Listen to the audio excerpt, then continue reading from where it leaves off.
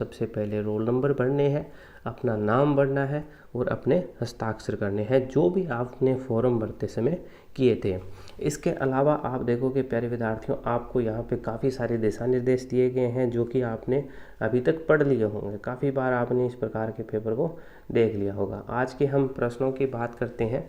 नवोदय के हमने प्यारे से क्वेश्चन लिए हैं जिनको हम हल करना प्रारंभ करेंगे। ये है मैथ से रिलेटेड। यदि आपका अभी समय जो है वो इतना बढ़िया समय है कि आपको अभ्यास करना है। अभ्यास में जो भी आपके जो क्वेश्चंस निकलते हैं जिनमें आपके डाउट है वो आप हमसे पूछ सकते हो। हम प्रयास करेंगे कि आप उसको और बेहतरीन बना दें। तो प्यारे विद्यार्थियों, आज की वीडियो का प्रारंभ करते हैं।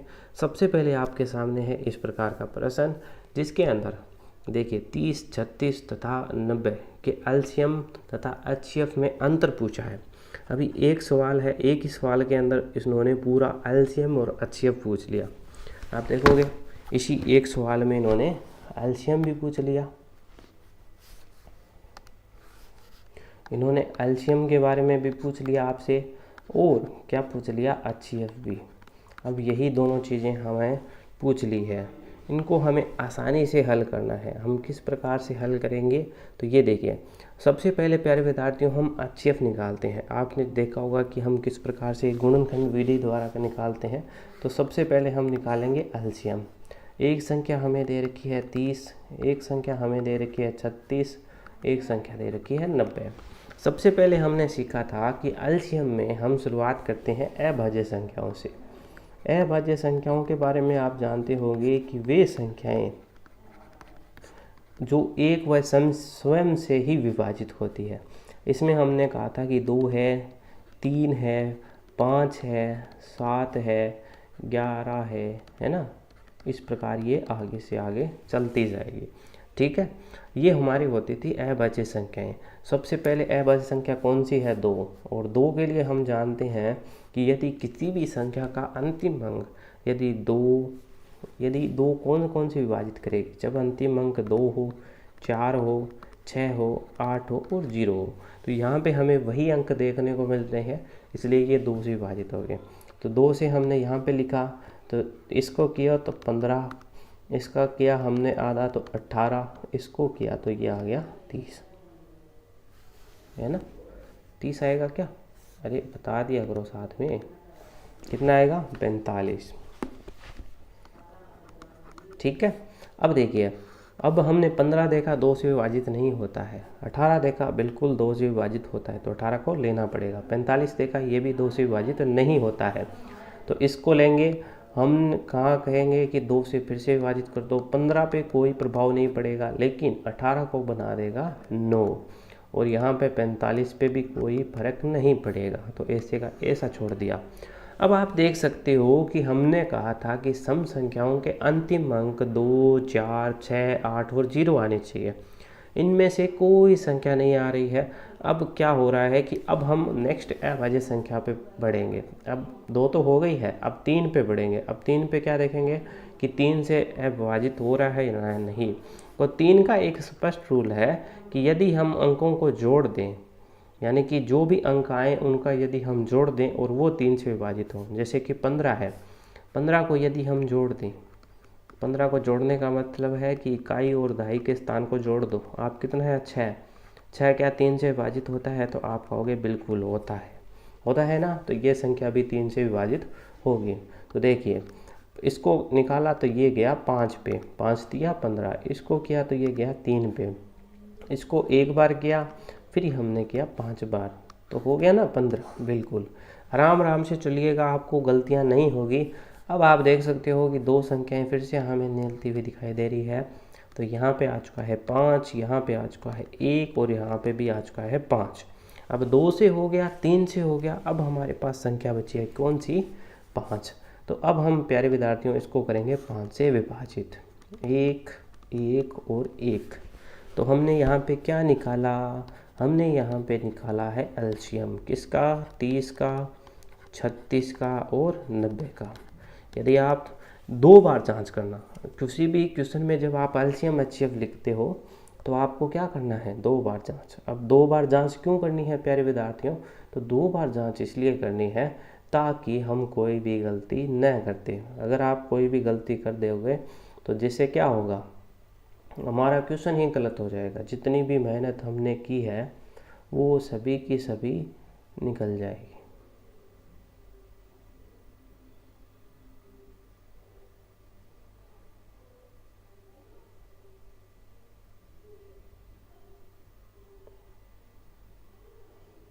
देखिए अब हमने क्या किया, नमस्कार नमस्कार, देखिए एलसीएम हमने निकाल दिया। यहाँ पे देखिए क्या निकला हमारे पास, एलसीएम आया है हमारे पास 2 गुणा 2 गुणा 3 गुणा 3 गुणा 5।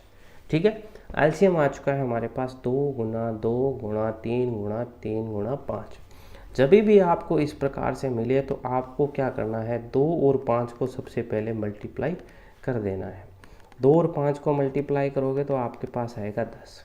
अब अन्य संख्या बच गई 9 और 2 18, और ये बच गई है कितनी, 18। तो कितनी आ चुकी है, 180। एक काम हमारे पास हो चुका है कि हमने जो एक काम कर चुके हैं यहाँ पे, कि हमें जो निकालना था वो हम निकाल चुके हैं एलसीएम। अब हमें क्या करना है, एचसीएफ और निकालना है। अब एचसीएफ कैसे निकालेंगे,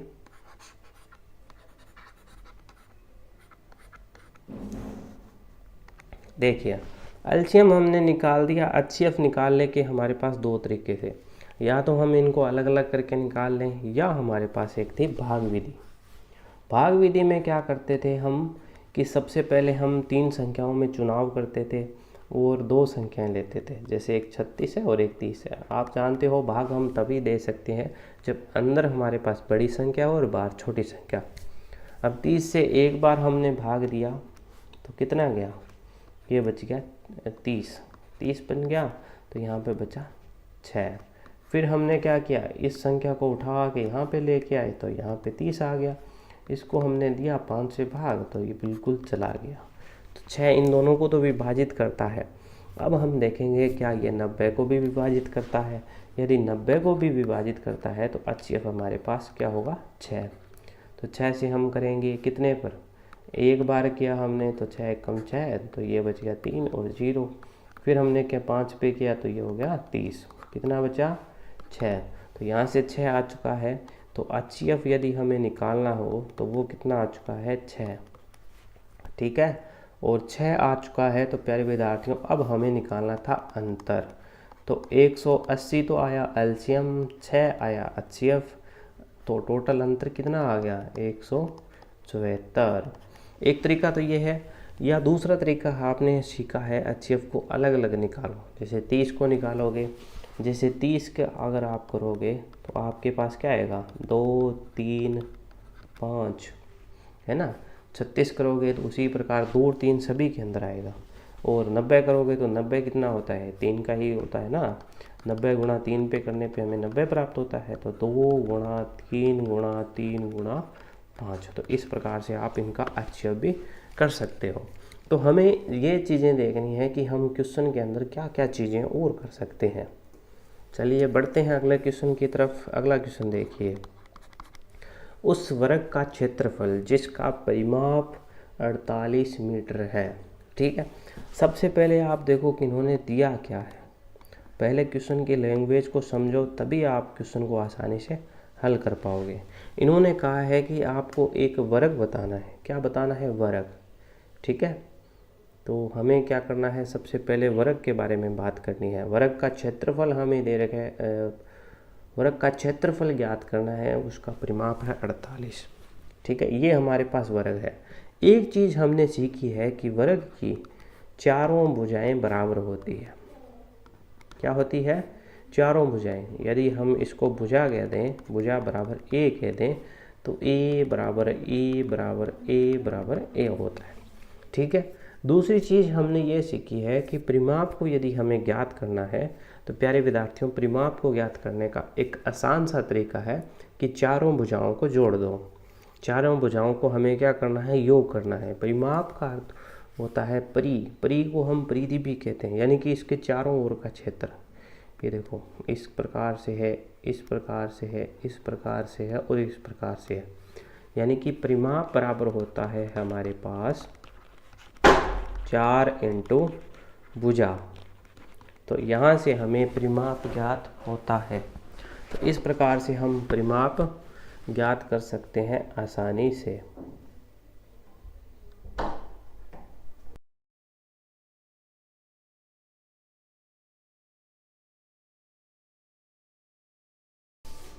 तो यहाँ से हमारे पास परिमाप हो गया। अब क्या करेंगे हम, अब हमने परिमाप लिख दिया। अब इसी सूत्र के अंदर हम सबसे पहले क्या करेंगे, परिमाप बराबर होता है हमारे पास 4 गुणा भुजा। और परिमाप हमें कितना दे रखा है, ये दे रखा है 48 मीटर।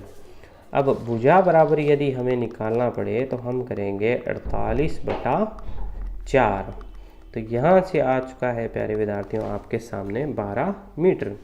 अब 12 मीटर क्या आ चुकी है हमारे पास, इसकी भुजा।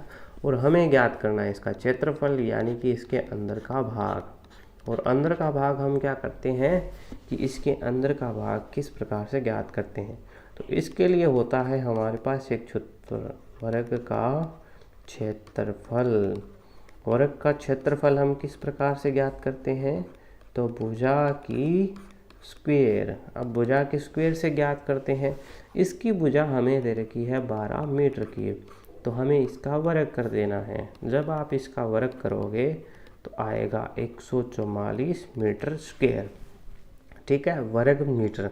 अब एक चीज़ याद रखिएगा कि कई बार ऑप्शन में दो ऑप्शन दे देता है, जिसमें वर्ग मीटर भी होता है और मीटर भी होता है।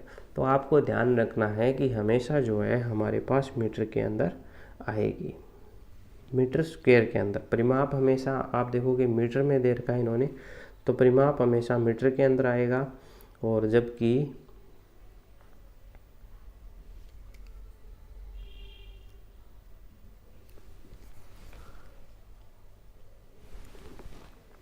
क्षेत्रफल मीटर स्क्वायर के अंदर आएगा। तो यहाँ तक हो चुके हैं हमारे 2 सवाल। ठीक है, नेक्स्ट सवाल देखिए। ये बड़ा प्यारा सा सवाल है, बोर्ड मास का सवाल है। आपने यदि बोर्ड मास पढ़ा है तो अच्छी बात है। आपने एक नाम पढ़ा होगा जिसको हम कहते हैं बोर्ड मास, है ना। बोर्ड का अर्थ होता है ब्रैकेट। यदि आपके पास कोई सा भी ब्रैकेट हो, चाहे छोटा ब्रैकेट हो बड़ा ब्रैकेट हो, उसका मतलब। ऑफ का अर्थ होता है का, जिसको या किसी भी गणना के अंदर का लगा हुआ हो या ऑफ लगा हुआ हो। डी का मतलब हो चुका है प्यारे विद्यार्थियों हमारे पास भाग। और एम का मतलब होता है मल्टीप्लाई यानी कि गुणा। ए का मतलब होता है ऐड। और एस का मतलब होता है सब्ट्रैक्ट यानी कि माइनस। इसी प्रश्न को हल करने के लिए हमें किन किन चीज़ों की आवश्यकता होगी, तो हम पहले देखेंगे कि बोर्ड मास के अंदर हमें कौन कौन सी चीज़ें मिल रही है। उन्हीं के आधार पर हम इनको हल करेंगे। ठीक है, तो सबसे पहले हमें किसकी आवश्यकता है, हमें आवश्यकता है कि इनमें हमें क्या चीज़ है। पहली चीज़ ब्रैकेट हमें बिल्कुल नहीं दिखाई दी, ऑफ भी नहीं दिखा, भाग हमें दिखा है और इसके अलावा अन्य चीज़ें दिखी है। तो सबसे पहले हमारे पास जो काम है वो क्या किसका है, तो देखिए सबसे पहले हमारे पास 10 है, प्लस का चिन्ह है किसका है 4 का, और फिर है भाग, तो भाग में लगा दो 2। ये काम हो गया। सबसे पहले हमने कहा कि हम भाग को हल करेंगे, तो इस प्रकार से हमने इसको लिख लिया, क्योंकि यही गलती होती है। माइनस का चिन्ह है तो माइनस लगा दो, 3 गुणा 2। ठीक है, अब आगे देखिए, प्लस का चिन्ह है तो प्लस लगा दिया, 4 है 4 लगा दिया हमने। और अब की बार भाग का चिन्ह है तो हमने भाग के लिए भाग लगा दिया 2। ठीक है, अब यहाँ पे गुणा का निशान है तो हम लगा देंगे गुणा, और यहाँ पे कर देंगे माइनस का 4। इतना काम कर लिया हमने। जहाँ जहाँ हमें भाग का चिन्ह हमने दिखा, हमने उसको हल किया। हमने भाग के निशान में लिखा और उसको हल करने का प्रयास किया। ठीक है, अब इसको यहाँ पे लिखना है 10। इसको जब हम हल करेंगे तो ये कट के कितना बच गया 2। यहाँ पे हल करेंगे तो यहाँ पे इसको आप या तो गुणा करके लिख सकते हो या एक बार इसको ऐसे ही लिख दो, है ना। इसको गुणा करके लिख दोगे तो भी कोई फ़र्क नहीं पड़ेगा, क्योंकि भाग वाले हल कर चुके हैं। 2 से 2 काट दो, तो हमने इसको यहाँ से काट दिया। ठीक है, इसको काट दिया तो यहाँ पे बचेगा 4 और माइनस का है 4। ठीक है, अब 4 से 4 कैंसिल हो चुका है, यहाँ पे हो चुका है 12, माइनस का है 6, तो आंसर आ गया है 6। ठीक है, तो आंसर आ चुका है 6। आपको बस ये चीज़ ध्यान रखनी है कि हमें क्या करना है, स्टेप बाय स्टेप चलना है, आप इसको आराम से हल कर पाओगे।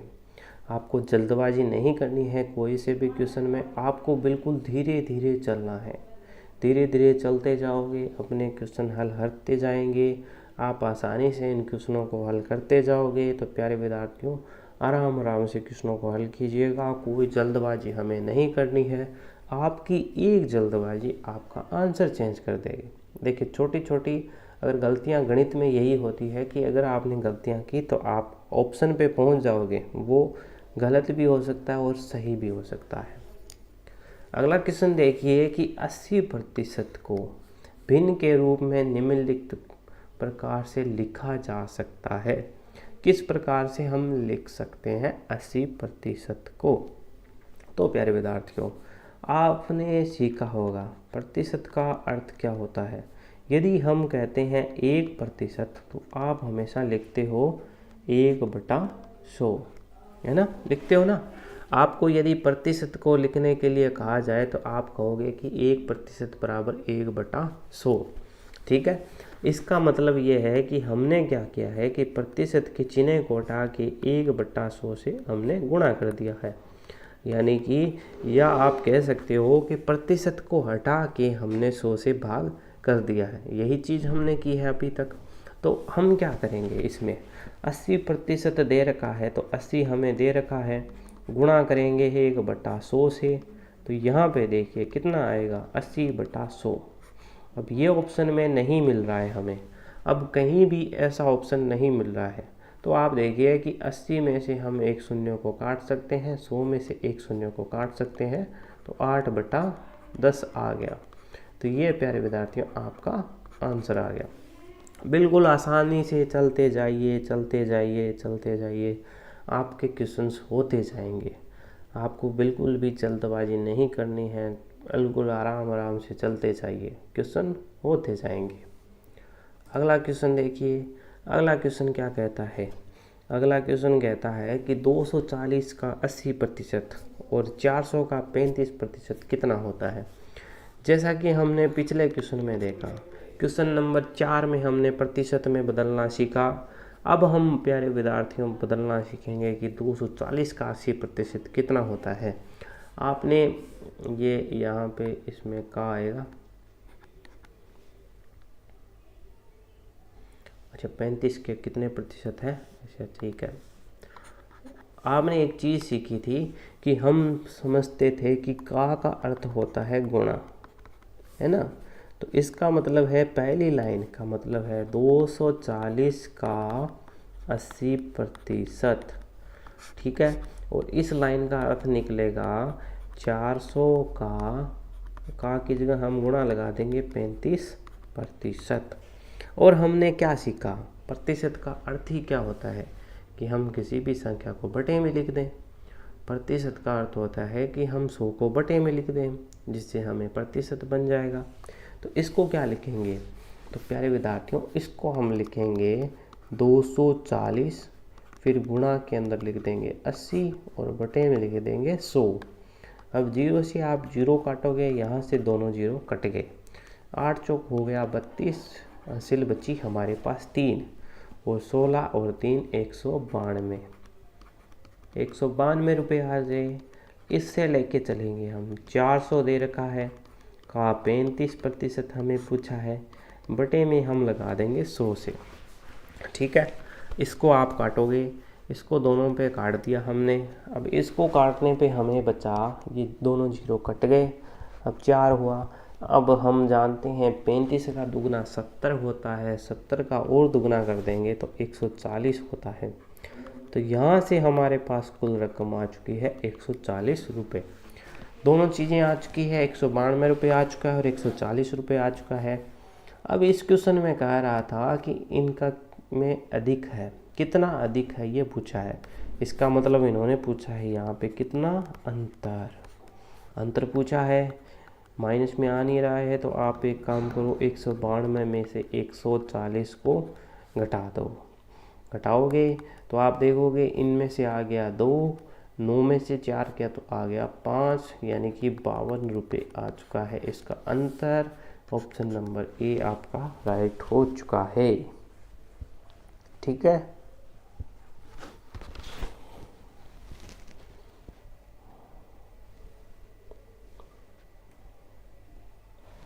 अब हम बढ़े चुके हैं अपने अपने अपने प्यारे से एक और क्वेश्चन की तरफ, और एक ग्राफ का क्वेश्चन। ग्राफ के क्वेश्चन काफ़ी समय से पूछे नहीं जाते थे, लेकिन पिछली बार जब इन्होंने पूछ लिया तो इम्पोर्टेंस तो है।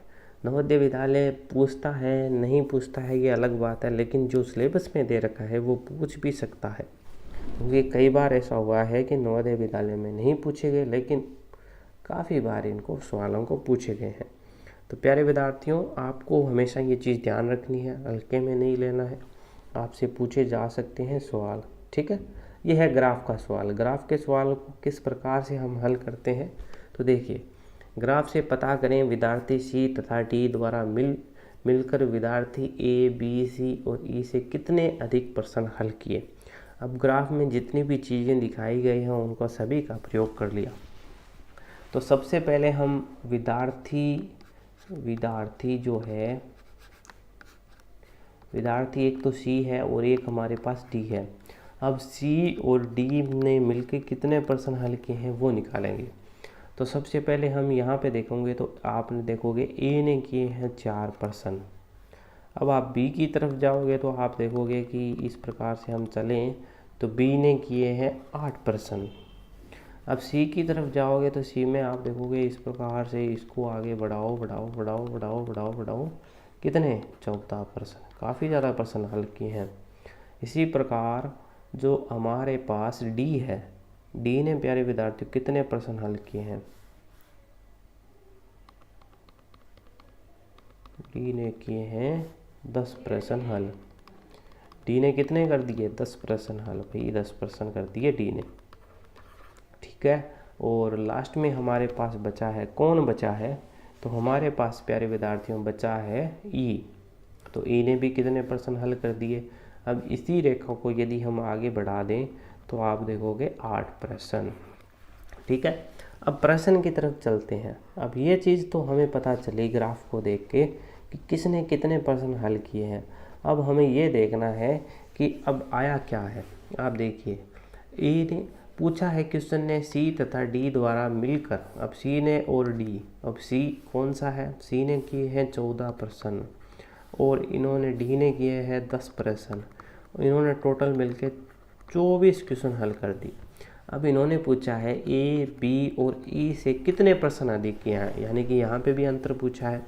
पहले तो आप निकालो कि ए, फिर आप उसमें जोड़ दो बी, फिर आप उसमें जोड़ दो ई, तीनों को जोड़ो। ए ने कितने किए तो 4, बी ने कितने किए तो यहाँ पे आया है 8, और ई ने कितने किए हैं तो यहाँ पे आया है 8। 8 और 8 हो जाते हैं 16, 16 और 4 20, तो यहाँ पे कर चुके हैं 20 क्वेश्चन।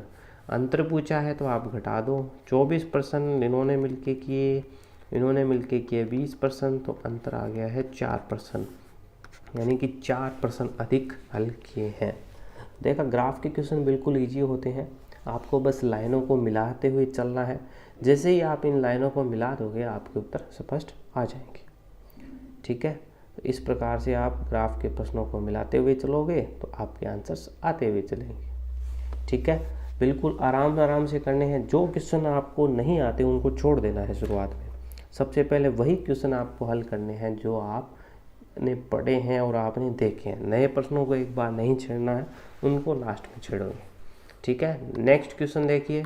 एक बस दिल्ली से अमृतसर के लिए किसी दिन शाम को, साय का मतलब होता है PM, यानी कि शाम का समय। ठीक है, जैसा कि अभी का समय है, आप देख सकते हो अभी PM चल रहा है, 5:30 बजे चली, और अगले दिन प्रातः का मतलब हो गया हमारे पास AM का समय, 7:36 पर अमृतसर पहुंची। ठीक है, बस द्वारा अमृतसर पहुंचने में लगा समय कितना है।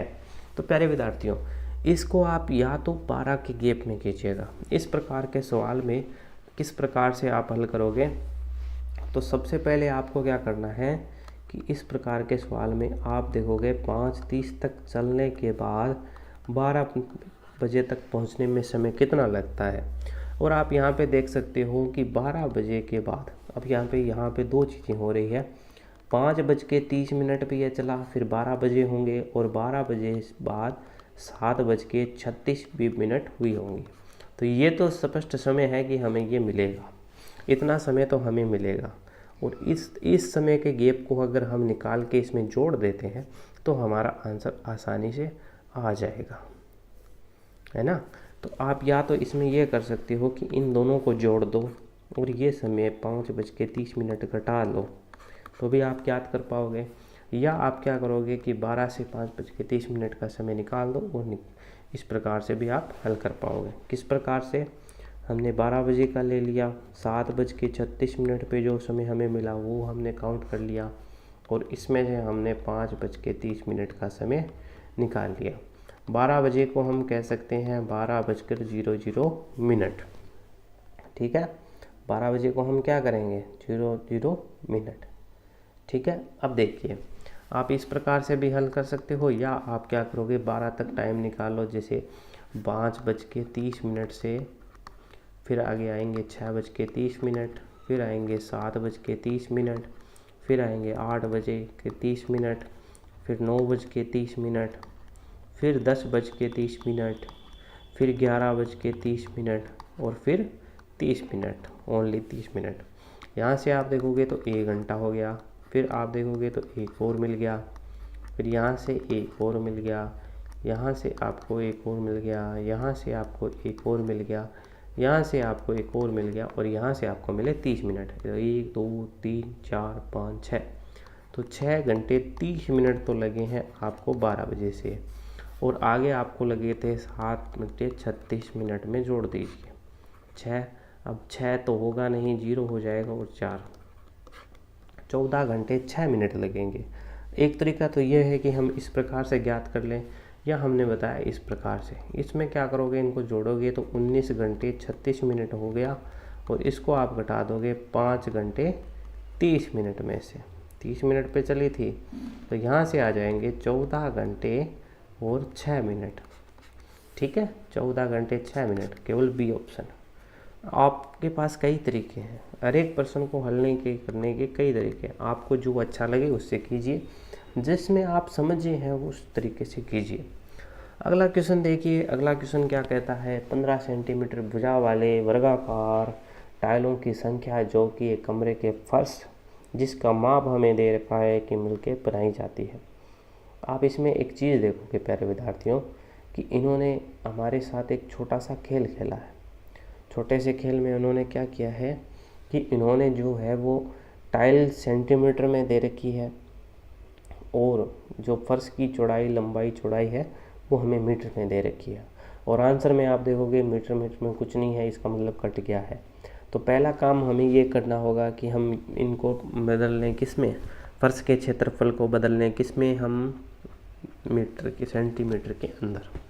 तो सबसे पहले यदि हमारे पास ये है, हमारे पास एक प्यारा सा फर्श, ठीक है। अब मान लीजिए ये प्यारा सा फर्श है, इसमें हमें ईंटों का फर्श बनाना है। इस प्रकार से हम छोटी छोटी ईंटों को जोड़ेंगे, तो जोड़े तो इसका मतलब है कि फर्श का मान बड़ा है, और इसका मतलब है कि टाइल छोटी है। तो यानी कि अब हम इसको किस प्रकार से निकाल सकते हैं। तो एक आप चीज़ देखोगे कि आंसर के अंदर संख्याएं पूछी है, और संख्याएं हम तभी निकाल सकते हैं प्यारे विद्यार्थियों जब एक समान चीज़ों को हम निकाल दें। जैसे कि ये कब निकल सकती है, जब सेंटीमीटर ऊपर हो और सेंटीमीटर ही नीचे हो, और ये आपस में कट जाए, तभी हमारे पास संख्याएं निकल सकती है। संख्याओं में अगर सेंटीमीटर, मीटर इस प्रकार के कुछ चीज़ें हैं तो वो तभी ज्ञात हो सकती है जब वो चीज़ें कट जाए। इसका मतलब है कि हमें क्या निकालनी है, किसकी, टाइलों की संख्या निकालनी है। तो टाइलों के लिए हम निकालेंगे यहाँ पे फर्श का क्षेत्रफल, ठीक है, फर्श का क्षेत्रफल, और बटे में हम कर देंगे टाइल का क्षेत्रफल, टाइल का क्षेत्रफल। और टाइल के अंदर देखिए ये वर्गाकार है, वर्ग के आकार की है। इसका मतलब सबसे पहले हम लिखेंगे 3.6, और मीटर को सेंटीमीटर में गुणा कर लेंगे 100 से। फिर हम लिखेंगे 4.5 और फिर इसको भी 100 से मल्टीप्लाई कर देंगे। और बटे में क्या होगा कि हमारे पास 15 की है, तो हम लिख देंगे 15 गुणा 15। तो सबसे पहले इसको हम मल्टीप्लाई करेंगे तो ये हो जाएगा 360। आप देखोगे एक बिंदु ने 10 को खा लिया।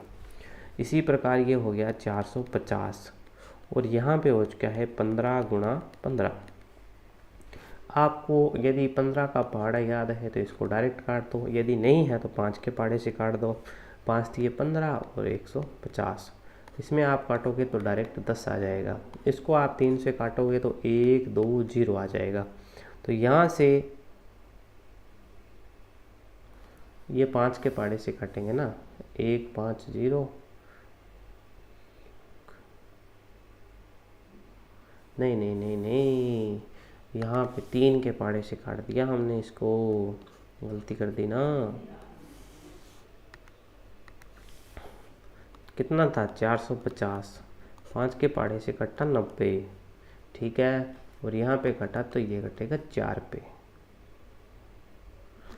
15 छिक्की 90, 6 पे कटेगा, बिल्कुल 6 पे कटेगा। छोटी छोटी मिस्टेक हो ध्यान रखिएगा, मैंने जिस प्रकार से काटा है उस प्रकार से नहीं काटना है।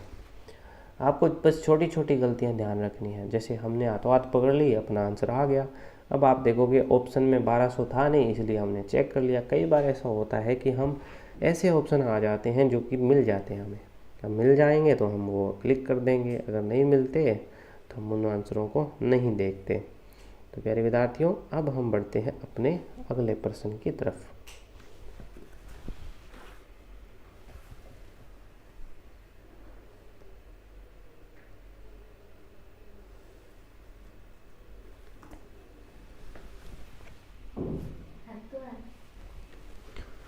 देखिए अगला प्रश्न हमारे पास है क्वेश्चन नंबर 9 क्या है, एक साधारण ब्याज से संबंधित प्रश्न है। इसके अंदर 300 रुपये पर 6% वार्षिक साधारण ब्याज की दर से 2 सही 1/2 वर्ष का ब्याज। अब देखिए यहाँ पे बिल्कुल साधारण सा था, हमें क्या करना था, ब्याज ज्ञात करना था, हम कर लेते हैं। लेकिन इन्होंने क्या कर दिया, अब हमारे साथ एक खेल खेल दिया। अब इन्होंने समय को बदल दिया। क्या किया इन्होंने, मूलधन तो सामान्य रखा। इन्होंने कहा मूलधन तो आप ले लो 300 रुपये, समय आप ले लो 2 सही 1/2। और जब हम इस भिन्न को सरल करेंगे तो 5/2 वर्ष मिल जाएगा।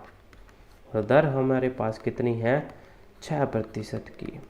अब यहाँ पे आप देखोगे कि इन्होंने मूलधन दे रखा है, दर दे रखा है, समय दे रखा है, बस सूत्र लगाओ और हल कर लो। अब हमें केवल समय को चेंज करना था, वो हम कर चुके हैं। तो साधारण ब्याज किस प्रकार से हम ज्ञात करते हैं, तो साधारण ब्याज बराबर होता है हमारे पास, क्या बराबर होता है, मूलधन गुणा दर गुणा समय बटे में 100।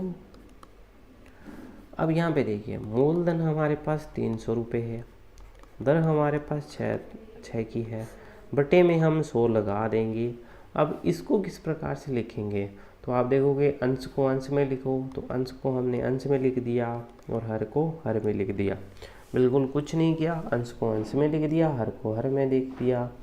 इस प्रकार से हमें इसको लिखते हुए चलना है।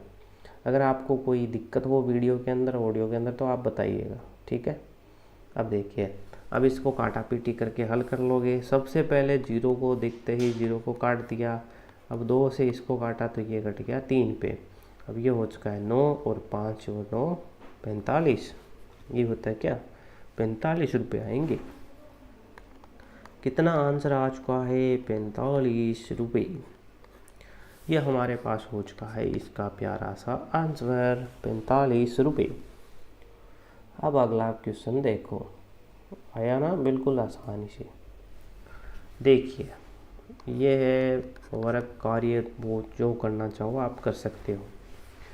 यदि व्यक्ति अपने प्रति घंटे काम करने के लिए 15 रुपये पाता है, अब 1 घंटा अगर वो काम करता है तो उसको मिलते हैं 15 रुपये, ठीक है। अगली लाइन में कहते हैं कि यदि वह 8 घंटे प्रतिदिन काम करता है। ठीक है, तो हमने कहा कि अगर वो 8 घंटे काम करेगा तो उसको कितना मिलेगा। 8 घंटे काम करेगा मतलब है कि 15 रुपये 1 घंटे में मिलते हैं, तो 8 का मिल जाएगा। इसका मतलब है कि प्रतिदिन का अर्थ हो गया कि इसको हम लिख सकते हैं एक दिन। तो एक दिन यदि वो काम करता है तो उसको 15 रुपये गुणा 8 मिलता है। ठीक है, ये उसकी एक दिन की कमाई है। ये हमने इतना लिख दिया, आप बस लिखते हुए चलो, आपको कोई दिक्कत नहीं होगी। अगला ये कहता है कि 5 दिन काम करता है तो कितनी कुल कमाई होगी उसकी। अब यहाँ पे उसने कहा कि 5 दिन काम करेगा भाई, 5 दिन काम करेगा तो एक दिन के 1 घंटे के 15 रुपये, एक दिन में 8, और उसको कर दो 5 से मल्टीप्लाई। अब देखो ये हो चुका है 15 गुणा हो चुका है 8 5 40। अब इसको 40 से आप मल्टीप्लाई कर दो तो आप देखोगे प्यारे विद्यार्थियों आ चुके हैं 600 रुपये। कितने आ चुके हैं उसकी कमाई, 600 रुपये। और ऑप्शन भी मिल चुका है हमारे पास, ऑप्शन नंबर बी। हमने क्या किया, बिल्कुल लाइन से लाइन चलते गए, जैसा कि हमें लाइन में लिखा हुआ मिला वैसा हमने करते गए और हमारे पास आंसर आता गया। बस आपको कुछ नहीं करना है, आपको लाइन से लाइन मिलानी है। जैसे ही आपको आंसर दिख जाए तो आप अपने आंसर पे क्लिक कर दो। यही किया ना हमने। क्या किया, सबसे पहले इन्होंने कहा था कि एक व्यक्ति काम करता है, ठीक, हमने कहा, उन्होंने कहा कि 1 घंटे काम करता है और उसको 15 रुपये मिलते हैं। हमने कहा बढ़िया अच्छी बात है, 1 घंटे काम किया 15 रुपये मिले। अब इन्होंने कहा कि वो 8 घंटे काम करता है प्रतिदिन, तो हमने कहा 8 घंटे काम करेगा तो 15 गुणे 8 उसको मिल जाएगा। तो उन्होंने कहा कि 8 घंटे प्रतिदिन का अर्थ है कि 8 घंटे जो है, 8 घंटे जो है वो बराबर है वो 1 दिन के। प्रतिदिन का अर्थ है कि 8 घंटे बराबर है 1 दिन के। तो 1 दिन में कुल कमाई उसकी हो गई 15 गुणा 8, और हमें दे रखे हैं 5 दिन। तो आप चाहो तो इसको ऐसे लिख सकते हो, 5 गुणा 1 दिन। 1 दिन से आप गुणा करोगे तो 5वें दिन का हमें प्राप्त हो जाएगा। ठीक है, बिल्कुल इस प्रकार से आप हल करोगे, बिल्कुल आराम आराम से चलते चलो, आपके आंसर आते जाएंगे। देखिए अगला क्वेश्चन क्या कहता है हमसे। क्वेश्चन कहता है बड़ा प्यारा सा है, भाग के प्रश्न में यदि मेरे पास भाजक दे रखा है, हमारे पास शेषफल दे रखा है, तो हमें पूछा है भाज्य। क्या क्या चीज़ें हैं कि हमें 2 चीज़ें देख के वो तीसरी चीज़ पूछ रहा है। तो यदि आपको इसका सूत्र आता होगा तो आप इसको आराम से हल कर पाओगे। यदि आपको इसका सूत्र नहीं आता है तो कैसे हल कर पाओगे। तो लेकिन एक चीज़ है, आपको भाजक और भागफल, भागफल का अर्थ है फल। देखिए इसमें भागफल, फल हमें कब मिलता है, अंत में। फल हमारे पास एक, आपने कई बार सुना होगा कि कर्म करते जाओ फल की चिंता मत करो। इसका मतलब है कि हमें अपना कार्य करते रहना है और हमें फल मिल जाएगा। इसका मतलब है कि फल कुछ ना कुछ हमें बता रहा है। तो फल एक ऐसी राशि है जो हमें बाद में मिलेगी। तो इसके लिए सबसे पहले आप देखोगे इसमें हमें एक चीज़ दे रखी है भाजक। भाजक कितना दे रखा है, 51। अगली संख्या हमें दे रखी है भागफल। भागफल कितना दे रखा है हमें, 16। और हमें दे रखी है एक शेषफल। शेषफल हमें कितना दे रखा है प्यारे विद्यार्थियों, 27। अब यदि हमें सूत्र याद है तो हम इसको आसानी से हल कर पाएंगे। यदि हमें सूत्र याद नहीं है तो इसको हल करने में हमें समस्या आएगी। तो हमें क्या है, सूत्र पता है तो हम क्या लगाएंगे, सूत्र लगा देंगे। तो इसमें हम लगा देंगे भाज्य बराबर भाजक गुणा भागफल और माइनस शेषफल। ठीक है, अब देखिए, अब भाजक हमें दे रखा है कितना है, 51। भागफल हमें दे रखा है कितना है, 16। और शेषफल हमें कितना दे रखा है, 27। तो इतना हम अंतर करेंगे। तो देखिए सबसे पहले इन सभी को हल करने पे हमारे पास आएगा 843। ठीक है, कितना आ जाएगा, 843। आप इसके आसपास अगर हमें ऑप्शन चेक करने हो तो यदि हमें 51, देखिए 51 को यदि हमें इसको निकल सकते हैं 10 + 6, ठीक है, तो 510 तो ये हो जाएगा और ये तकरीबन कुछ 200 के आसपास आएगा। इसका मतलब था कि हमारा आंसर आता 700 से प्लस का, और यहाँ पे 700 से प्लस का एक ऑप्शन ये है और एक ऑप्शन ये है, तो ये तो बहुत ज़्यादा हो गया, ये तो इसके करीब है, ठीक है। हमने कहा है कि इसको गुणा करेंगे तो आप देख लो 51 को यदि हम 6 से गुणा करते हैं तो 6 आता है और 30 आता है, यानी कि 306 आएगा, तो ये आएगा 306। इनको यदि आप छोड़ोगे तो यहाँ पे आपको क्या प्राप्त होगा, 6, और यहाँ पे आपको प्राप्त होगा 1 और 8।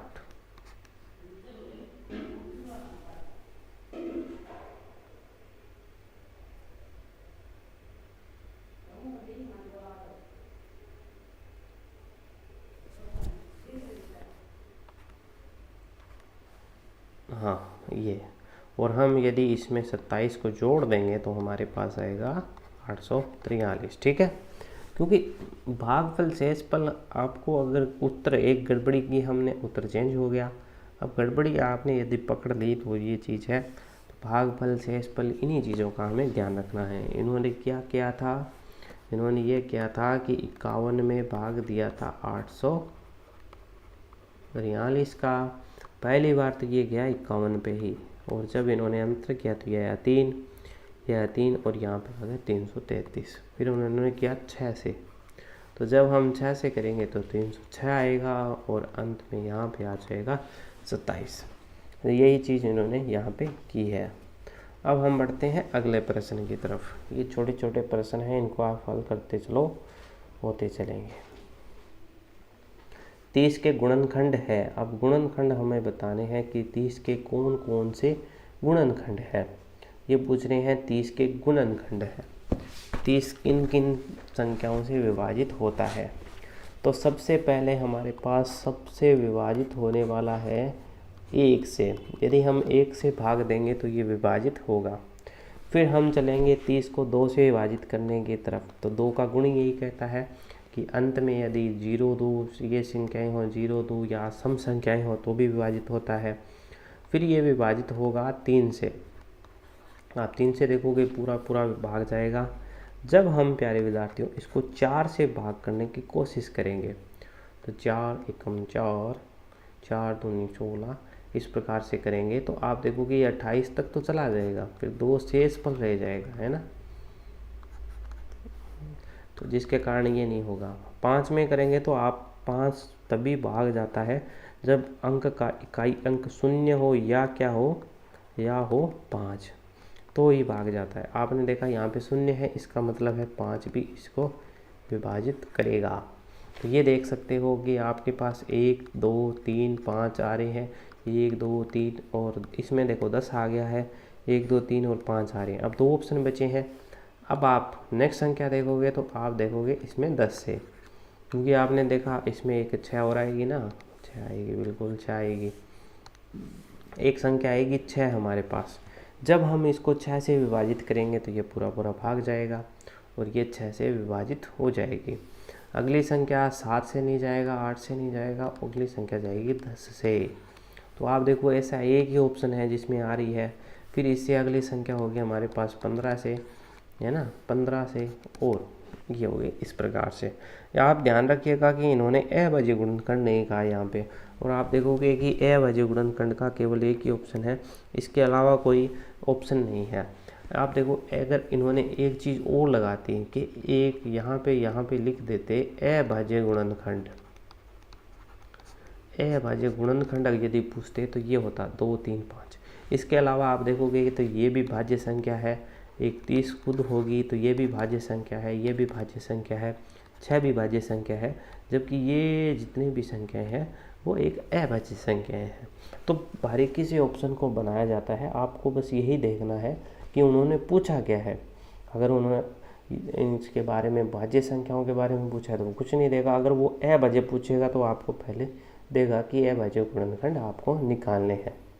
और उन्हीं में आप देखोगे, उन्हीं के अंदर ये देखिए भाज्य था, ये भाज्य था, ये भाज्य था, इसी प्रकार के ऑप्शन आपको उसके अंदर मिलते हैं। ठीक है, वो चीज़ें थोड़ी थोड़ी चीज़ों में बदलाव होते हैं। नेक्स्ट संख्या देखिए, संख्या क्रम 1 2 3 2 3 4 और ये अगली 2 संख्या इन्होंने पूछ ली। तो यहाँ पे देखिए हमारे पास थी 1 2 3, नेक्स्ट संख्या थी हमारे पास 2 3 4, अगली संख्या थी 3 4 और 5। अब आप यदि एक पैटर्न नोट करो तो आप देखोगे कि इसमें भी देखोगे तो +1 हुआ है, इसमें भी देखोगे तो +1 हुआ है, इसमें भी देखोगे तो +1 हुआ है। या करो कि 1 2 3 है तो गिनती चल रही है, इसमें भी आप देखोगे +1, इसमें भी आप देखोगे तो +1, इसमें भी आप देखोगे तो +1। इसका मतलब है कि यहाँ पे होगा +1 और बनेगी 4, यहाँ पे होगा +1 तो बनेगी 5 और यहाँ पे होगा +1 तो ये बनेगी 6। तो ये तो हो गई फर्स्ट संख्या। अब ऐसा ऑप्शन किस प्रकार के हैं, तो बी को काट दो, बाकी सभी के अंदर ऐसा ऑप्शन है। इससे अगली संख्या आप बनाएंगे तो +1 करेंगे, तो +1 करने पे ये बनेगी 5, ये बनेगी 6 और ये बनेगी 7। तो प्यारे विद्यार्थियों 5 और 6 और 7 ये सेकंड नंबर की संख्या बन चुकी है। कौन कौन सी? 5 6 और 7। 5 6 और 7 केवल एक ऑप्शन में है, तो ये हो गया। दूसरी चीज़ आप देख सकते हो कि इन संख्याओं का पहला अंक 1 है, इसका 2 है, इसका 3 है, इसका मतलब है कि अगला अंक 4 आएगा। अगली संख्या का ये अगला अंक 5 आएगा। तो ये देखिए इसमें 4 है और इसमें 4 है, तो ये नहीं हो सकती थी। इसमें तो हमने पहले ही कट कर दिया। इसमें देखिए 4 है और 6 है, तो ये दिक्कत है। तो इस चीज़ों के हमें ध्यान रखना है कि इनको हम किस प्रकार से हल करेंगे। अगला देखिए 14 नंबर प्रश्न, ध्यान से। ये कह रहे हैं कि दो संख्याओं का गुणनफल दे रखा है, यदि एक संख्या दूसरी से 2 गुनी है तो छोटी संख्या बताइए। सबसे पहले इस प्रकार के सवाल में जो हमें दे रखा है वो हमें बताना है। तो पहले हमें जो पूछा है उसको हमें कुछ ना कुछ मानना पड़ेगा। क्वेश्चन अपनी कुछ चीज़ें हैं जो कि लिख के देता है, कुछ चीज़ें हमें माननी पड़ती और हम इनको हल करते हैं। तो देखिए क्वेश्चन सबसे पहले ये कह रहा है कि दो संख्याओं का गुणनफल है। चलो अच्छी बात है। यदि एक संख्या दूसरी से 2 गुनी है तो छोटी संख्या बताइए। तो सबसे पहले आपको क्या करना है कि छोटी संख्या माननी है। आप क्या लिखोगे कि माना छोटी संख्या, जो क्वेश्चन ने पूछा है उसी को मान लेते हैं। मान लिया हमने कि छोटी संख्या हमारे पास x है। तो ये तो लास्ट लाइन कह रही है कि छोटी संख्या बताइए, वो तो हमने x मान ली। उससे पहली लाइन पढ़ी है, यदि एक संख्या दूसरी से 2 गुनी है, तो इसका मतलब है कि ये 2 गुनी होनी चाहिए। छोटी संख्या तो 2 गुनी हो नहीं सकती है। अब छोटी संख्या मान ली तो हमें बड़ी संख्या माननी पड़ेगी, और बड़ी संख्या हम क्या कहेंगे कि बड़ी संख्या बराबर होगी 2 गुणा x, क्योंकि इन्होंने लिख रखा है कि एक संख्या जो है, यदि एक संख्या x है तो दूसरी संख्या 2x होगी, क्योंकि इन्होंने स्पष्ट लिख रखा है कि एक संख्या दूसरी से 2 गुनी है। यदि छोटी संख्या x मान लेते हैं तो बड़ी संख्या 2x हो जाएगी, यानी कि बड़ी संख्या बड़ी हो गई। अब ये कहता है कि इन संख्याओं का गुणनफल। अब संख्याएं, एक हमारे पास थी छोटी संख्या और एक हमारे पास थी बड़ी संख्या, और इन दोनों का गुणनफल हमारे पास दे रखा है 8192। अब यहाँ पे देखिएगा कि एक स्क्वायर बनेगा। छोटी संख्या x है, बड़ी संख्या 2x है, और ये हमारे पास हो चुकी है 8192। इन दोनों को x से x का हमने गुणा किया तो x स्क्वायर बन गई। x स्क्वायर बन गई तो ये 8192 है, और बटा में चला गया है 2। ठीक है। अब 2 जब बटा में चला गया तो इसने काटा पीटी प्रारंभ कर दी, और काटा पीटी करके ये लेके आ गया इनको 4496 पे। अब यहाँ पे देखिए, यदि मैं कहूँ आपसे कि x स्क्वायर बराबर है 496 और x बराबर आपको निकालना है कितना हो सकता है, तो या तो आपको ये चीज़ आती होगी तभी निकाल पाओगे, या आप इनमें देखिए 8 की स्क्वायर हम जानते हैं 64 होती है, 16 के स्क्वायर में हमने देखा है कि 256 होती है, और 32 की नहीं जानते, लेकिन इसमें जानते हैं हम 30 की स्क्वायर की, और 30 की स्क्वायर हम जानते हैं कि 900 होती है। और ये जो अंक है वो 900 के तो आसपास ही नहीं है।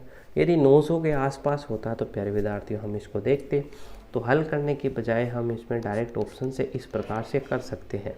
यदि आप हल करना चाहो तो हमारे पास एक तो विधि है अभाज्य गुणनखंड में, इसको तोड़ के हल कर लो, या आपके पास एक भाग विधि भी और है। यदि हम इसको तोड़ के हल करने के प्रयास करेंगे तो आप देखोगे 40 96, इसमें आप देखोगे 2 तो 20, 4 और 8, फिर से आप देखोगे 2 तो यहाँ पे 10, 2 4, फिर से आप देखोगे 2 तो 5, 1 2, फिर से आप देखोगे 2 तो यहाँ पे ये जाएगी कितने पे 2 5 और 6 256, फिर ये 2 होगी तो 128, फिर ये 2 करेंगे तो हमारे पास आएंगे 64, फिर 2 करेंगे तो आएगा 32, फिर आप 2 करोगे तो यहाँ पे आएगा कितना 16। अब आप फिर से देखिए कहाँ तक पहुँच चुके हैं हम, 16 तक पहुँच चुके हैं ना। फिर हम 2 करेंगे तो आएगा 8, फिर 2, फिर 4, फिर 2, फिर 2, फिर 2 1। अब हम यहाँ पे 1 2 3 4 5 और 6 है, तो 2 की पावर कितनी है 6 है, 2 की पावर कितनी है 6, तो यह हो जाएगा 64। या आप देखोगे 2 दूनी 4, 4 दूनी 8, 8 दूनी 16, 16 दूनी 32, 32 दूनी 64। तो आप या तो डायरेक्ट ऑप्शन की तरफ जाओ, क्योंकि ऑप्शन से आप आसानी से, क्योंकि ये आप देखिए ऑप्शन में क्या है, पहले 8 है, फिर 16 है, फिर 32 है, फिर 64 है, ये बिल्कुल दूर दूर ऑप्शन है, तो आप इसको ऑप्शन से बिल्कुल हल कर सकते हो। यदि आपके पास पास ऑप्शन हो तो आप इसको भाग विधि से या गुणनखंड विधि से हल कर सकते हो। अगला प्रश्न आप ध्यान से देखिए और करने का प्रयास कीजिए। मैं आपको थोड़ा सा समय देता हूँ, आपको करना है छोटी से छोटी विषम संख्या जो कि 1 0 3 4 5 से बनाई जा सकती है। तो पहले इन्होंने कंडीशन लगा दी है कि विषम संख्या होनी चाहिए और वो छोटी भी होनी चाहिए। यहाँ पे इन्होंने छोटी संख्या की मांग की है, लेकिन मांग किस में की है, विषम संख्या में। और संख्याएं हमारे पास कौन कौन सी है, 1 है, 0 है, 3 है, 4 है और 5 है। इन संख्याओं का हमें उपयोग करना है और हमें क्या बनानी है, विषम छोटी संख्या, विषम छोटी संख्या। तो इसको ऑप्शन से बना सकते हो क्या, तो सबसे पहले ये संख्या जो है वो है सम, काट दो, ये क्या है एक सम संख्या है, बाकी क्या बची विषम संख्या। अब हमें बनानी थी छोटी संख्या, छोटी संख्या बनानी है तो हम क्या करेंगे, इनको क्रम में लिखेंगे। जैसे 0 है सबसे छोटी, उससे बड़ा 1, उससे बड़ा 3, उससे बड़ा 4, उससे बड़ा 5। जब हम इन अंकों का प्रयोग करके बनाएंगे तो ये केवल 4 अंक बनेगी, जिसमें हमें शून्य तो प्रयोग में ही नहीं आया। यदि हम इसी को लिख लेते हैं 345, विषम तो बनती है, लेकिन इसमें हमने क्या किया है, शून्य का प्रयोग भी नहीं कर पाए हैं, तो इसके कारण यह संख्या नहीं मानी जाएगी। क्यों, क्योंकि हमें सभी अंकों का प्रयोग करना है। अब इसका प्रयोग करने के लिए सबसे पहले हम 0 से बड़ी संख्या लिखेंगे, वो है 1, फिर हम 0 को लिख देंगे, फिर 3 को, फिर 4 को, फिर 5 को, तो ये बन गया हमारे पास इसका आंसर। ठीक है। अब मान लीजिए 4 की जगह यदि हमें 6 दे देता तो दिक्कत आ जाती, क्योंकि यदि 1 0 3 6 और 5 इनसे बनानी पड़ती तो दिक्कत आती, क्योंकि विषम संख्या बनानी थी। अब आप इनसे यही संख्या बनाते, तो यदि आप इनसे संख्या बनाते तो ये हमारे पास बनती है संख्या, जो कि ये हो जाती क्या, सम संख्या। लेकिन इन्होंने पूछी विषम संख्या, तो इसीलिए हमें 6 को पहले लिखना पड़ता और 5 को बाद में, तो ये बनती सबसे छोटी हम विषम संख्या इनके अंकों के योग से।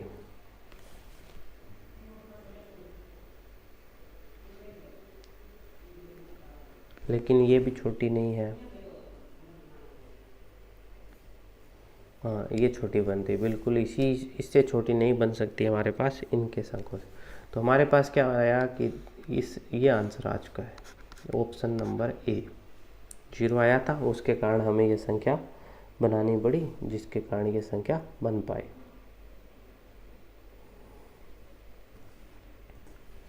16 नंबर क्वेश्चन देखिए, बड़ा प्यारा सा क्वेश्चन है। ये जो जितने भी क्वेश्चन है वो इम्पोर्टेंट क्वेश्चन है, क्योंकि इस प्रकार के ही क्वेश्चन नवोदय में पूछे जाते हैं। आप देखिए कौन सी संख्या बढ़ते क्रम में, बढ़ते का अर्थ है कि पहले छोटी होगी, फिर उससे बड़ी होगी, फिर इन दोनों से भी बड़ी होगी, यानी कि बड़ी से बड़ी। ये चीज़ें हमें बतानी है। तो इसके लिए एक तो या तो हम इनको दशमलव में बदल लें या इनको एक जैसा बना लें। तो आप देखोगे कि 0.25 तो हमें पहले से ही दे रखा है, तो अच्छी बात है। अब यदि हम एक को अगर 2 से भाग करते हैं, तो इसके लिए आप क्या करो कि इसमें 5 से ऊपर नीचे गुणा कर दो। 5 से ऊपर नीचे गुणा करोगे तो 5/10 बन जाएगी, जो कि होती है 0.5। या आप इसको इस प्रकार से कर सकते हो, 1 लगाओगे, 2 लगाओगे, 1 में भाग नहीं जाता, तो आप यहाँ पे दशमलव लगाओगे तो ये बन जाएगा 10, और 10 जाता है कितने पे, 5 पे। तो इसके कारण ये 0.05 बन गई। अब 1/3 को तो हम 10 नहीं बना सकते, आप कितनी भी कोशिश कर लो नीचे आप 10 नहीं बना पाओगे। तो आप क्या करोगे, इसको भाग विधि से हल करोगे। यहाँ पे 3 लिखोगे, यहाँ पे हमने दशमलव लगाया तो यहाँ पे शून्य आ चुका है, ये जाएगा 3 पे, ये हो गया 9, दशमलव लगाया तो उसके कारण फिर से 0 आ गया, ये 3.33 बन गई। अब क्या क्या हुआ है, अब हमें क्या क्या मिला है, तो आप देखो, देखते जाओ क्या क्या हुआ है। तो यहाँ पे 0.25 हमें पहले दे रखा था, अगर हमने इसको हम हल किया तो यहाँ पे आया है हमारे पास 0.33, और इसके बाद में आया है 0.5, और इसको लिख सकते हैं हम 50, क्योंकि ये 5 है, इसके बाद में कितने ही जीरो लगाओ आपको कोई फ़र्क नहीं पड़ता। 0.25 तो हमें सबसे पहले 2 ऑप्शनों में दे रखा है, इनको काट दो क्योंकि हमें बढ़ते क्रम में लगानी थी। तो ये हो गया हमारे पास। इसका अर्थ था हमने इसको प्राप्त किया 1/3 से, और इसको प्राप्त किया 1/2 से। अब ऐसा ऑप्शन किस में है, 1/3 से 1/2 से। सी ऑप्शन इसका राइट आंसर हो गया। बारीकी से जो ऑप्शंस हैं इन्होंने बनाए हैं ताकि बच्चे इसको गलत कर सकें, ठीक है। इसी प्रकार से आप हल करते जाइएंगे तो आपके आसानी से हल होते जाएंगे। 18वां प्रश्न देखिए क्या कहता है, 17वां, हाँ 17वां। ये देखिए 3 घंटियाँ प्रत्येक बार 12, 15 और 18 सेकंड के पश्चात क्रम से बजती है। 3 घंटियाँ हैं एक साथ, नहीं, प्रत्येक बार इन्होंने पश्चात क्रम से बजती है, ठीक है। यदि वह पहली बार 8:35 पर बजी प्रातः, प्रातः का मतलब हो गया हमारे पास AM, सुबह का समय है, ठीक है ना। प्रातः का मतलब क्या है, AM, और ये पूछ रहा है एक साथ बजती है तो अगली बार वे कितने समय बाद एक साथ बचेगी। तो यदि आपने LCM और HCF के टॉपिक को आसानी से पढ़ा है तो आप बता सकते हो कि ये LCM का ही क्वेश्चन है। यदि आपने ध्यानपूर्वक LCM और HCF के टॉपिक को यदि आपने पढ़ा होगा तो आपको याद आ रहा होगा कि इसी प्रकार के हमने क्वेश्चन किए थे, किसमें, LCM में। तो यही चीज़ है कि यदि आप इनको चीज़ों को ध्यान से पढ़ते हो तो आपको कुछ नई चीज़ें देखने को मिलती है। तो ये हमने कहाँ पे पढ़ा था, वो हमने पढ़ा था किसमें, LCM में। तो आपको कुछ नहीं करना, आपको इन तीनों संख्याओं को निकालोगे और वो आंसर आपका आएगा सेकंड में, आपको उसको मिनट में कन्वर्ट करके उसमें जोड़ देना है, बस, और कुछ नहीं करना। आप बस ये चीज़ रखिएगा ध्यान में कि इसको जब आप हल करोगे, जैसा कि हमने वीडियो की शुरुआत में भी एक क्वेश्चन किया था कि इनमें हम अभाज्य संख्याओं का उपयोग करेंगे, ठीक है। तो सबसे पहले ये जाएगी 2 से, क्योंकि 12 है, अगर एक भी संख्या विभाजित होती है तो करेंगे हम। 6, इस पर कोई प्रभाव नहीं पड़ा, ये हो गया 9, फिर से जाएगी 3, इस पर कोई प्रभाव नहीं पड़ा, ये 9 का 9 रहा, फिर ये जाएगी 3 से 1, ये हो गया 5, ये हो गया 3, फिर से 3 से करेंगे, ये 1 का 1 रहा, 5 का 5 रहा, ये 1 बन गया। फिर हम करेंगे 5 से 1 गुणा 1 गुणा 1, यहाँ पे देखिए कितना हुआ है, 2 गुणा 2 गुणा 3 गुणा 3 गुणा 5। जब भी आपको 2 और 5 दिखे उनका एक जोड़ा बना लो, वो होता है 10। यहाँ पे आप देखोगे तो यहाँ पे 9 और 2 18, 18 हो गया। तो यहाँ पे हो गया 180 सेकंड, क्योंकि ये सेकंड्स के अंदर चल रही है। एक चीज़ याद रखिएगा, सेकंड्स के अंदर। अब आप देखिए इन्होंने दे रखा है 8 घंटे 8:38। तो ये यहाँ पे मिनट भी दे रखा है ना, मिनट में। आंसर जो है हमारे पास वो मिनट में दे रखा है। तो अब हम क्या करेंगे, इसको चेंज करेंगे इसमें मिनट में। तो 180 सेकंड को हमें मिनट में बदलने के लिए हम 60 से भाग देंगे और ये चेंज हो गया किस में, मिनट में। तो यहाँ से आ चुकी है 3 मिनट। अब ये 3 मिनट बाद यानी कि 3 मिनट पश्चात ये पुनः बजेगी एक साथ, और एक साथ पुनः बजने के लिए इन्हें 3 मिनट का समय और लगा। पहले ये बजी थी 8:35 पे प्रातः के, और अभी कितने बजे, तो इसमें आप केवल 3 मिनट जोड़ दो, 0 0 3 मिनट।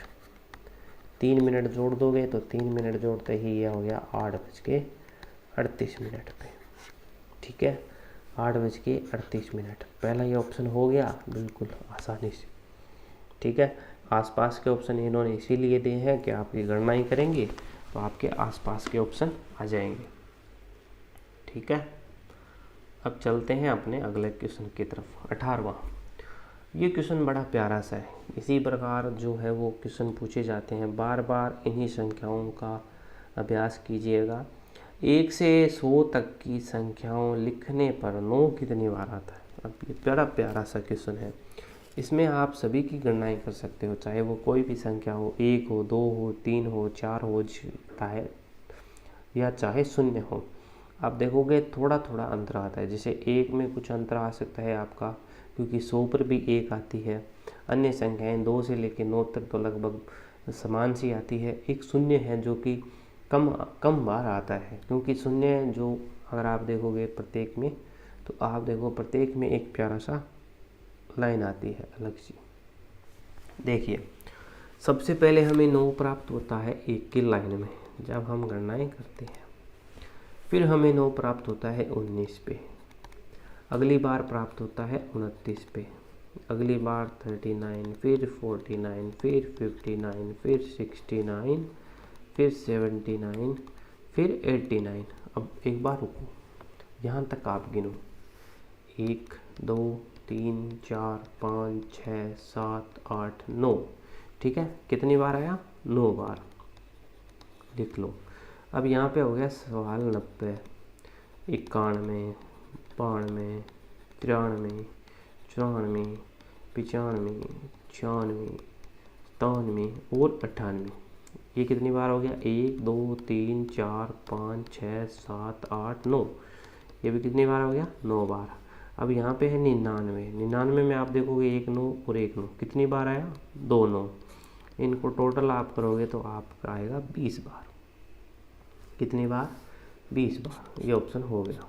ठीक है, इस प्रकार से आपको करना है बिल्कुल आसानी से। इसमें अगर कोई और संख्या पूछता है, जैसे 1 पूछता, तो एक हमारे पास 100 पे भी प्राप्त होता है, ये आप ध्यान रखिएगा। 1 जो है वो 100 पे भी प्राप्त होता है। यहाँ पे जैसे एक पर होता है, 11 पे होता है, फिर 12 13 पे चलता जाएगा, फिर 21 पे होगा, फिर 31 पे, फिर आप देखोगे 41 पे, फिर 51 पे। 11 पे ये 2 बार प्राप्त होता है ना। इसी प्रकार 51, 61, 71, 81 और 91। ठीक है, और यहाँ पे 1 की लाइन में भी वो उसी प्रकार प्राप्त होगा, लेकिन ये 100 पे और प्राप्त होगा। ये भी चीज़ ध्यान रखिएगा। 0 की शुरुआत ही 10 से होती है, 10 20 35 इस प्रकार से 100 तक, है ना। तो आप बस 3 शब्द ध्यान रखिएगा, 1 0 और 9, इन तीनों का ध्यान रखिएगा। अन्य संख्याएं बराबर है, जैसे 2 ले लो, चाहे 3 ले लो, चाहे 4 ले लो, वो संख्याएं समान होती है, कहीं ना कहीं रिपीट होती है। जैसे 2 लोगे तो 22 पे 2 बार मिलेगा, 3 लोगे तो 33 पे 2 बार मिलेगा, बाकी समान है सभी, यानी कि 20-20 बार प्राप्त होती है। ठीक है, और अब हम बढ़ते हैं अपने अगले क्वेश्चन की तरफ, वो है 19वां क्वेश्चन। 4 अंकों की बड़ी से बड़ी तथा छोटी से छोटी संख्याओं का योग। यह आप आसानी से कर पाओगे, हमें लगता है। इस क्वेश्चन को आप करिएगा और कमेंट बॉक्स में आंसर बताइएगा। कुछ नहीं करना, आपको बड़ी संख्या निकालनी है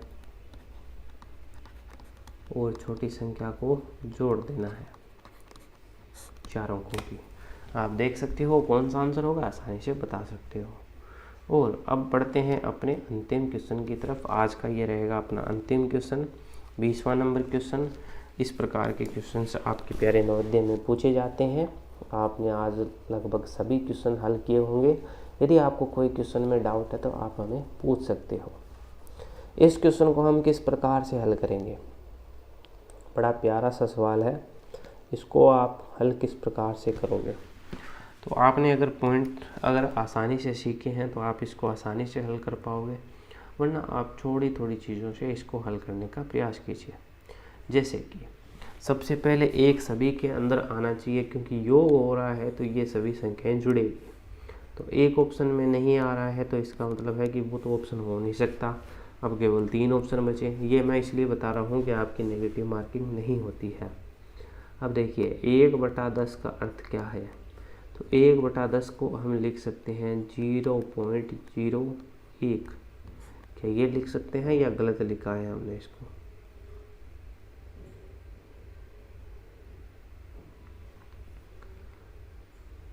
है ना, गलत लिखा है। क्यों? क्योंकि इसको लिखेंगे 0.1। यही तो मैं देख रहा था, आप छोटी छोटी गलतियाँ करोगे। क्या लिखेंगे? 0.1। बिल्कुल, 1/10 को हम लिखेंगे 0.1। या इससे अच्छा तरीका है कि हमने भिन्नों को हल करना सीखा है। भिन्नों को हम किस प्रकार से हल करते थे, आप पूरे का एलसीएम ले लो, बटे में आ गया 1000, 1000 को 1 से मल्टीप्लाई किया तो 1 है 1000, क्योंकि 1/1 था। पहले हमने प्लस का निशान है, पहले हमने 10 में भाग दिया तो हमारे पास आया 100, 100 को 1 से मल्टीप्लाई किया तो 100 आ गया। अगली संख्या 100 में भाग दिया 10 आया, 10 को इससे मल्टीप्लाई कर दिया फिर आया 1। अब इनको सभी को जोड़ोगे तो आप आएगा 100, 4 11 और 1 0 0। 1000 है नीचे और ऊपर है 4 क्या, तो यहाँ पे हो जाएगा 1 1 और 1। ये आंसर हो गया, है ना, सी ऑप्शन।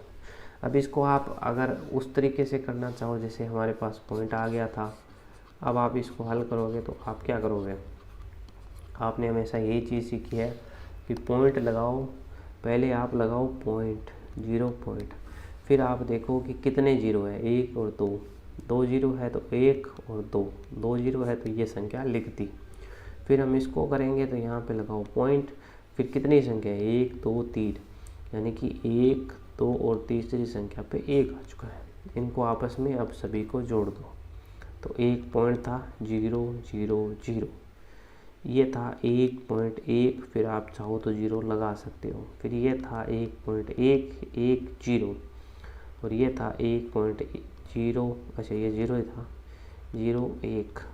इन सभी को आपको क्या करना है, जोड़ना है। इस संख्या में आएगा 1, ये आएगा 1, ये आएगा 1, फिर आएगा पॉइंट, फिर आएगा 1, तो ये हो गया आंसर इसका। और याद रखना आपको पॉइंट से एक रिलेटेड क्वेश्चन बिल्कुल मिलेगा, जो हमारे नवोदय के अंदर आप जब भी देखोगे, नवोदय के अंदर जो प्यारा सा क्वेश्चंस बनाते हैं वो हमेशा एक चीज़ पे ज़रूर बनाते हैं, वो क्या है कि पॉइंट्स वाले क्वेश्चंस। या तो आपको समान समान संख्याओं में योग मिलेगा, या हो सकता है कि अब की बार कुछ अलग दे दे। बाकी अभी तक जो है आप देखोगे पॉइंट्स वाला क्वेश्चन बड़े प्यार से आए हैं। एक तो पॉइंट्स वाला क्वेश्चन और एक आपको अभाज्य गुणनखंड से संबंधित क्वेश्चन, यानी कि अभाज्य संख्याओं से भी संबंधित क्वेश्चन हमेशा आपको पूछा गया है। इतनी सारी परीक्षाओं में आपने देखा होगा अभाज्य संख्याओं से संबंधित क्वेश्चन पूछे गए हैं। तो प्यारे विद्यार्थियों, ये थे आज के कुछ बेहतरीन क्वेश्चन जिनको हमने हल करने का प्रयास किया। आप सभी प्यारे विद्यार्थियों का धन्यवाद, ताकि आपने इस वीडियो को अंत तक देखा। मिलते हैं आपसे इसी प्रकार की एक नई वीडियो के अंदर।